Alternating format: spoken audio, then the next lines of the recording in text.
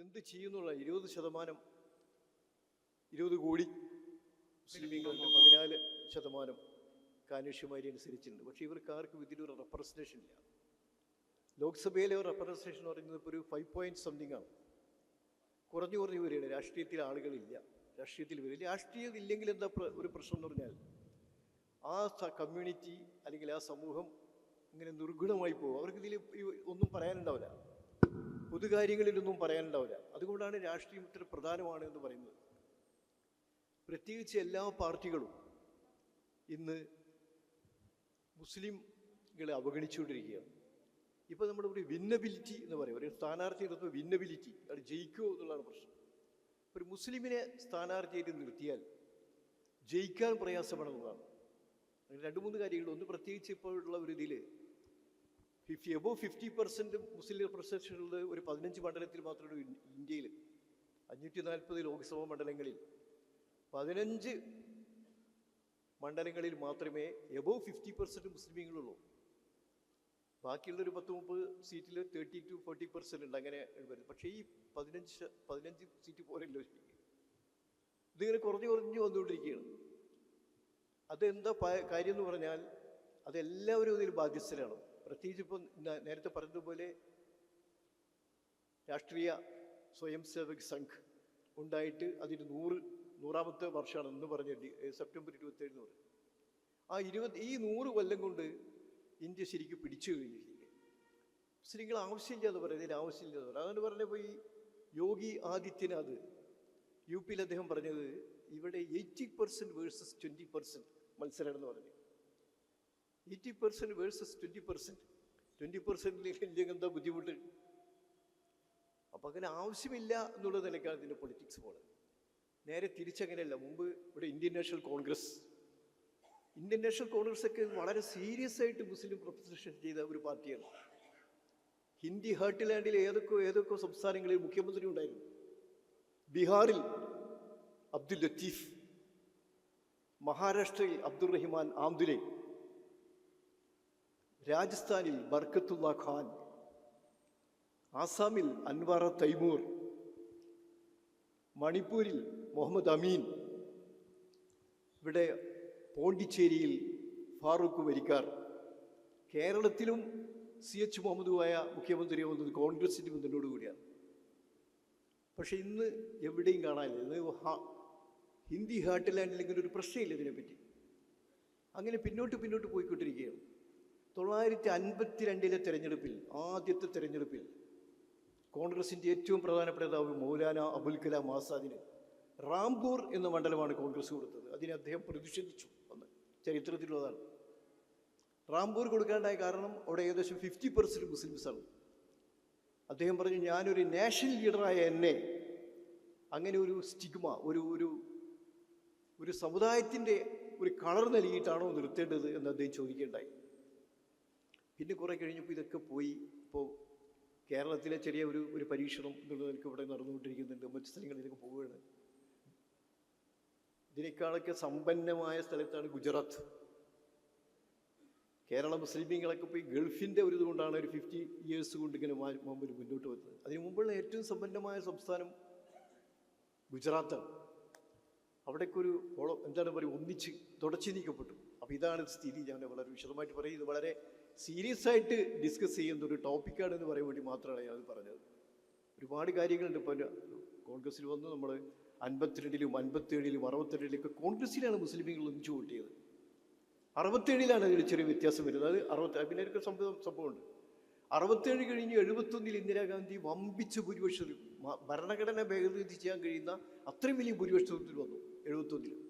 പക്ഷേ 75-ലെ ഒരു അടിയന്തരാവസ്ഥ കഴിഞ്ഞപ്പോൾ മുസ്ലിമീങ്ങൾ ഒന്നിച്ചു മാറി. 77 ഇലക്ഷനിൽ കോൺഗ്രസ് ഒന്നിച്ചു തോറ്റു. ഈ കേരളത്തിൽ മാത്രമാണ് കോൺഗ്രസ് മുന്നണി ജയിച്ചത്. ഇന്ത്യയിൽ ഒട്ടാകെ പോയി 77 ഇലക്ഷനിൽ. ആ അടിയന്തരാവസ്ഥയിൽ ഒന്നും കഴിഞ്ഞിട്ടില്ല ഇപ്പോഴും. ഇന്നൊരു പ്രധാനപ്പെട്ട കാര്യമാണ്. ഇപ്പോൾ ഇന്ത്യൻ യൂണിയൻ, മുസ്ലിം ലീഗ്, അതിൻ്റെ നാഷണൽ സെക്രട്ടറിമാരുകളാണ് എമർജിങ് ലീഡർ നമ്മുടെ ഫൈസൽ ബാബു. പക്ഷെ എന്താ സംഭവം എന്ന് പറഞ്ഞാൽ ബംഗാൾ സംസാരിക്കുന്ന സ്ഥലം ഏറ്റവും കൂടുതൽ മുസ്ലിമീങ്ങളുടെ 30% ഇന്ത്യൻ മുസ്ലിമീങ്ങളിലെ 30% അവിടെയാണ്. ബംഗാളിലും ആസാമിലുമാണ്. അവിടെ എക്സിസ്റ്റൻഷ്യൽ ത്രെറ്റാണ് നേരിടുന്നത്. നിൽക്കാൻ കഴിയുമെന്നുള്ള പ്രശ്നം. റോഹിംഗ്യ മുസ്ലിങ്ങൾ അതൊക്കെ മുഴുവനോട് ചിലപ്പോൾ നമ്മുടെ വിഭജനം അതെങ്ങനെ ബാധിച്ചു അതൊക്കെ പഠിക്കേണ്ട സംഗതികളാണ്. പിന്നെ കഴിഞ്ഞ ദിവസം മുമ്പ് കഴിഞ്ഞ മാർച്ച് 10 നമ്മുടെ സ്ഥാപക ദിനത്തിൽ ഖാദർ മൊഹീദ്ദീൻ സാഹിബിൻ്റെ പ്രസംഗം ഞാൻ കേട്ടിരുന്നു, ഇന്ത്യൻ യൂത്ത് മുസ്ലിം ലീഗ് പ്രസിഡന്റ്. അദ്ദേഹം പറഞ്ഞു, കേരളത്തിന് പുറത്തുള്ള നമ്മുടെ ജിന്നാ ലീഗ് എന്ന് വിളിക്കുന്നു, വലിയ പ്രയാസമുണ്ടെന്ന് പറഞ്ഞത്. അപ്പം അങ്ങനെ ഒരു അധിക്ഷേപം ഉള്ള വാക്ക് പോലെ വന്ന് അങ്ങനെ പോയി. അപ്പം അതുകൊണ്ട് നാഷണൽ ലെവലിൽ ഈ മുസ്ലിം പൊളിറ്റിക്സ് വളരെ പ്രധാനപ്പെട്ട ഒരു ചർച്ചയുടെ സംഗതിയാണ്. ഇന്ത്യയിൽ ഒരുപാട് പഠനങ്ങൾ നടന്നിട്ടുണ്ടെങ്കിൽ ഏറ്റവും അവസാനം നടന്ന സച്ചാർ കമ്മിറ്റി റിപ്പോർട്ട്, പ്രധാനമന്ത്രിയുടെ ഓഫീസിൻ്റെ പ്രത്യേക കമ്മിറ്റിയാണത്. പ്രധാനമന്ത്രി ഡോക്ടർ മൻമോഹൻ സിംഗിനെ ഒരിക്കലും മറക്കാൻ കഴിയില്ല ഇന്ത്യയിലെ മുസ്ലിമീങ്ങൾക്ക്. അദ്ദേഹത്തിൻ്റെ ഒരു പ്രത്യേക കമ്മിറ്റിയാണ് സച്ചാർ കമ്മിറ്റി. അതെവിടെ പോയി അതിൻ്റെ സംഗതി?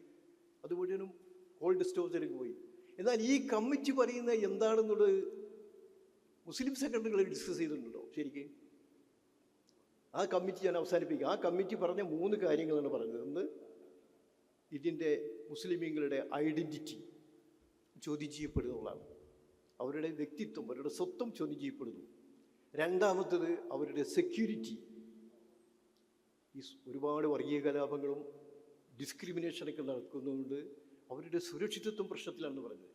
മൂന്നാമത്തെ കാര്യം ഇക്വിറ്റി, മറ്റ് സമൂഹങ്ങളുമായിട്ടുള്ള അവരുടെ യോജിച്ചിരുന്നിട്ട് നാഷണൽ ലെവലിലുള്ള അവരുടെ ആവറേജ് വിദ്യാഭ്യാസത്തിൽ തൊഴിലിൽ ഒക്കെയുള്ള അവരുടെ താഴെ പോകുന്നു.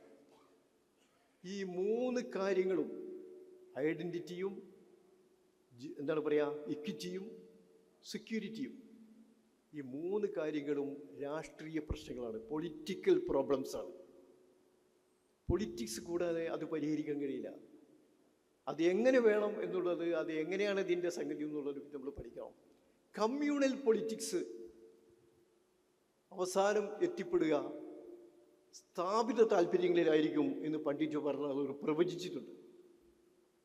കമ്മ്യൂണൽ പൊളിറ്റിക്സ് അവസാനം എത്തിപ്പെടുക കുറേ സ്ഥാപിത താല്പര്യങ്ങളുടെ കയ്യിലായിരിക്കും. അതുകൊണ്ടാണ് മറ്റു സ്ഥലങ്ങളിലേക്ക് ഇത് പോയത്. എല്ലാ സ്ഥലങ്ങളിലും IPS നിന്ന് ഈ നമ്മുടെ CAA കാലത്ത് അത് റിസൈൻ ചെയ്തതാണ്. അദ്ദേഹത്തിൻ്റെ റെസിഗ്നേഷൻ സ്വീകരിച്ചില്ല എന്ന് അദ്ദേഹം നേരത്തെ പറഞ്ഞത്. IPS ഉദ്യോഗസ്ഥനായിരുന്നു, അത് വേണ്ടെന്ന് വെച്ച് വന്ന ആളാണ് അദ്ദേഹം. ഇദ്ദേഹത്തെ പറ്റി ഓർക്കുമ്പോൾ ഞാൻ സയ്യിദ് ഷഹാബുദ്ദീൻ സാഹിബിനെ ഓർക്കാതിരിക്കാൻ കഴിയില്ല. സയ്യിദ് ഷഹാബുദ്ദീൻ ഈ ഫീൽഡിൽ ഒരുപാട് വർക്ക് ചെയ്ത ഒരാളായിരുന്നു. IFS ഉദ്യോഗസ്ഥനായിരുന്നു. അത് IFS അൾജിയേഴ്സിൽ നമ്മുടെ ഗവർണറായിരുന്നു. അദ്ദേഹം പഴയ സോഷ്യലിസ്റ്റാണ്.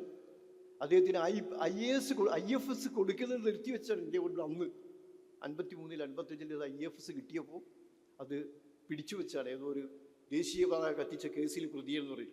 പണ്ഡിറ്റ് ജവഹർലാൽ ഒരു നേരിട്ട് ഇടപെട്ടിട്ടാണ് അതിന് ഗ്രീൻ ചാനലിൽ അദ്ദേഹത്തെ പുറത്തിറക്കിയത്. അദ്ദേഹം അവസാനം ജനതാ പാർട്ടി ചേർന്നു. IFS ഒഴിവാക്കി, മുഴുവനും ആ ടേം പൂർത്തിയാക്കാതെ ജനതാ പാർട്ടി ചേർന്നു. മറ്റേ രാജ്യസഭയിൽ 2 ടേമിലുണ്ടായിരുന്നു, ലോക്സഭയിൽ കിഷൻ ഖിച്ച് എന്ന് പറഞ്ഞ മണ്ഡലത്തിലുണ്ടായിരുന്നു. അദ്ദേഹം 28 കൊല്ലം മുസ്ലിം ഇന്ത്യ എന്ന് പറഞ്ഞിട്ടൊരു മാസിക നടത്തി. അവസാനം അത് കൂട്ടി. 28 കൊല്ലം. 10-17 കൊല്ലം നമ്മുടെ സഫറുല്ലാ ഖാൻ മില്ലി ഗസറ്റ് എന്ന് പറഞ്ഞ പത്രം നടത്തി, അതും കൂട്ടി. ആർക്കും ഇതിനൊന്നും താല്പര്യമില്ല. ഇവിടുത്തെ ഇംഗ്ലീഷ് മീഡിയയിൽ ഇല്ല, സാന്നിധ്യമില്ല. മുസ്ലിം ലീഗിൻ്റെ ഒരു സാധനം ഉണ്ടായിരുന്നു, മുസ്ലിം ലീഗ് ടൈംസ് എന്ന് പറഞ്ഞിട്ട് മദ്രാസ് ഒരു ടാബ്ലോയിഡ്, അതും അവസാനിപ്പിച്ചു. കാരണം എന്താണെന്നറിയോ? ഫണ്ടില്ല, ഫിനാൻഷ്യൽ പ്രോബ്ലം. അതാണ് ഇപ്പോൾ സ്ഥിതി. എന്തെങ്കിലും ഒരു ഇംഗ്ലീഷിലുള്ള റേഡിയൻസ് മാത്രമാണ്. ഇംഗ്ലീഷിൽ ഒരു സാധനം വരുന്നത് റേഡിയൻസ് മാത്രമാണ്, ഒരു വീക്കിലി. അതിൻ്റെ ഒരു സംഘടന സെറ്റപ്പ് ഉള്ളതുകൊണ്ട് അത് ഇറങ്ങിക്കൊണ്ടിരിക്കും. ബാക്കിയുള്ളവർക്ക് ഇതിലൊന്നും യാതൊരു താല്പര്യമില്ല. ഇപ്പം നേരത്തെ ഡിജിറ്റൽ ഒക്കെ അതൊക്കെ പറയില്ല, ഒക്കെ നമ്മൾ മാറിപ്പോയി. പക്ഷെ ഇത് ആരും റെപ്രസെൻ്റ് ചെയ്യപ്പെടുന്നില്ല, ഒരു സംഗതിയും വരില്ല. അതാണ് നമ്മളിപ്പോൾ ഈ ആബ്സെൻറ്റിനെ പറ്റി പറയുന്നത്. ഇത് വളരെ സീരിയസ് ആയ ഡിസ്കഷൻ നടത്തേണ്ട കാര്യമാണ്.